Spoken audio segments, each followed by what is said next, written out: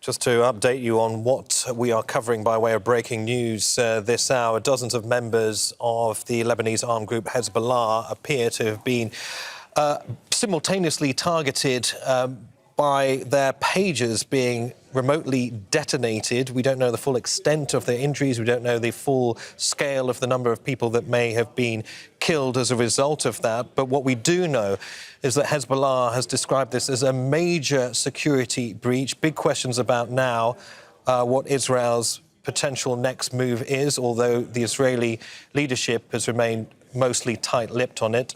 Several shocked witnesses, though, have been warning others in Lebanon, of course, to get rid of their pagers after this incident. The pager devices that we have been using, all of them are exploding in the guys. We have more than 40 injured. All are going to the hospital. We don't have room anymore in the hospitals. There's more than 400 men here. Their pagers exploded, the ones they use for communication. These are big assassinations, big assassinations. OK, staying with this story, let's speak to Rami Khoury, who's a distinguished fellow at the American University of Beirut. He joins us now from Boston and New York. Welcome to the programme. So I'm sure you've been following all of this with a huge amount of concern and curiosity as well. I mean, the backdrop politically is that the Israeli government has said it's adding returning security to northern Israel as its, quote, fourth goal to the war. The assumption was that something may be in the pipeline. But did anyone ever experience that an attack would come in the way that it has done?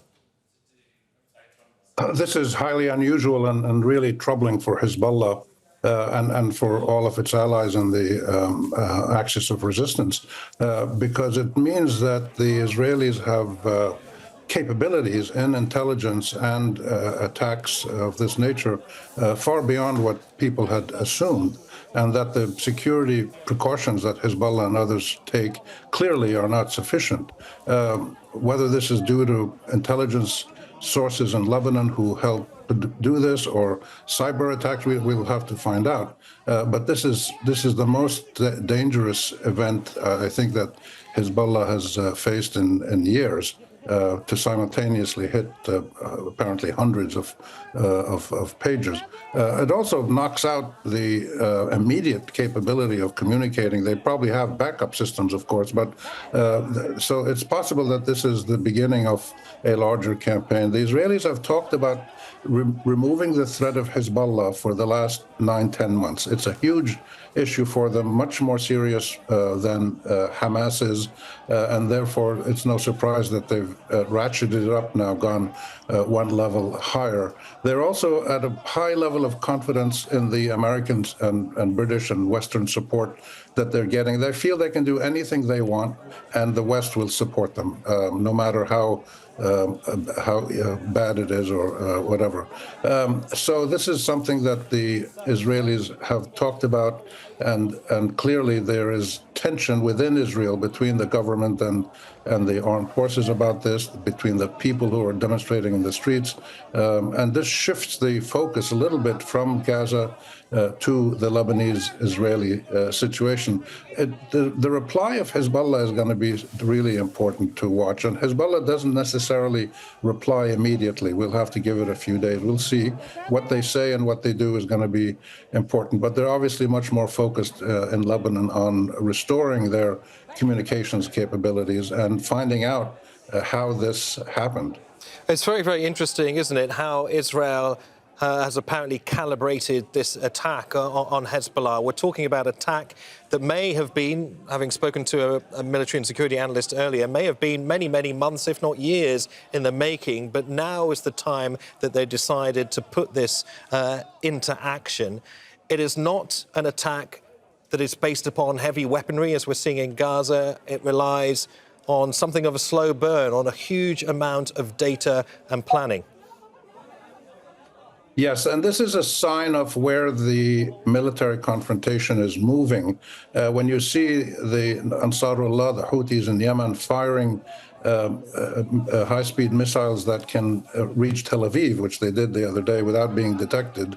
And you see this kind of attack. And the Hezbollah drones that flew over northern Israel a couple of months ago and took a lot of video. So the nature of the confrontation is really moving into technical capabilities as well as sheer armament, power, and courage on the ground. And this is something that I'm sure people are working on all over the region now, trying to figure this out. But the Israelis have always had a very big edge in technical, digital, cyber world stuff. They're very good at it. But Hezbollah has been equally good over the years in defending itself. So this is a turning point, I think, in this confrontation.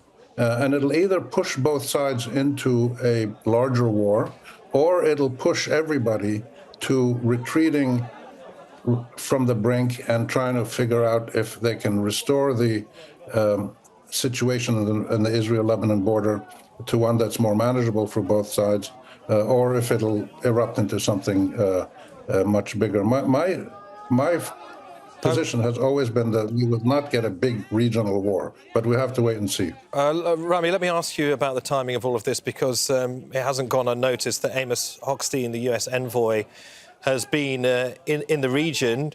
His key message has been one of restraint, hasn't it? Nevertheless, this appears to have been largely ignored.